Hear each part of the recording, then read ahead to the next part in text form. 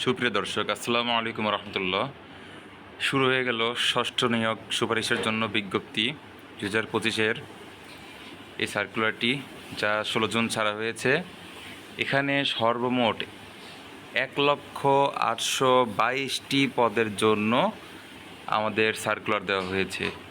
তো চলুন জেনে নেওয়া যাক আজকের এই ভিডিওতে। তো চলুন প্রথমেই জেনে নেওয়া যাক আমাদের কোথায় কতটি পদ।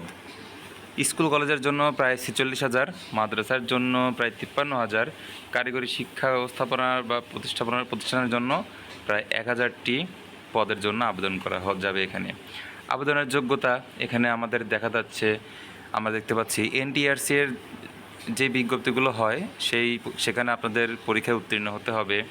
এখানে বিশেষ করে কোনো মহিলা কোটা থাকবে না, যা একটি বিশাল বড় সুসংবাদ আমাদের জন্য। এখানে কোনো মহিলা কোটা থাকবে না। এরপরে আবেদনকারীর বয়স হতে হবে 35 বছর বা তার কম। নিবন্ধনের মেয়াদ হতে হবে 3 বছরের মধ্যে। এছাড়াও আমরা দেখতে পাচ্ছি সর্বোচ্চ 40টি প্রতিষ্ঠানে চয়েস দিতে পারবেন। পরবর্তীতে দেখতে পাচ্ছি আমরা এই সার্কুলার বলা হয়েছে, এখানে আমাদের আবেদনের ফি হলো 1,000 টাকা, যা টেলিটক প্রিপেইড সিমের মাধ্যমে আমরা পরিশোধ করতে পারবো। এখানে উল্লেখযোগ্য যে বিষয়টি হলো খুবই গুরুত্বপূর্ণ, সেটি হলো police verification form. Police verification form আমরা অ্যাপ্লিকেশন ফর্ম পূরণের সময় যথাযথভাবে আমাদের পূরণ করতে হবে। যদি এটি ঠিকমতো না করা হয় তাহলে আমাদের আবেদনটি বাতিল করা হবে। ইন্ডেক্সধারী অর্থাৎ যারা ইতিমধ্যে চাকরিরত অবস্থায় আছে তাদের জন্য এখানে কিছু নির্দেশনা দেওয়া রয়েছে।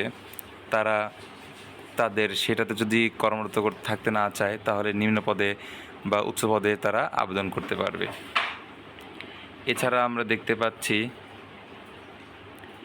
ধর্মীয় সাবজেক্টের জন্য সেই ধর্মেরই লোক নিয়োগ দেওয়া হবে। এখানে সেই ধর্মেরই শিক্ষক নিয়োগ দেওয়া হবে। আবেদনকারীকে অবশ্যই তার এই অ্যাপ্লিকেশন ফর্মটি প্রিন্ট করে রাখতে হবে।